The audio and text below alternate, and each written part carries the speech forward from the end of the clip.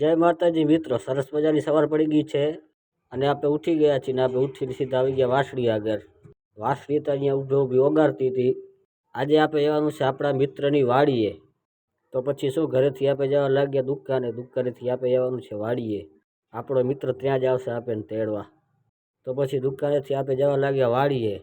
ઘણા દિવસ પછી આપણે ગામની વાડીનો નજારો જોયો અને મિત્રો ઉનાળો બેસી ગયો એટલે ગરમી પણ એવડી હાજી થાય.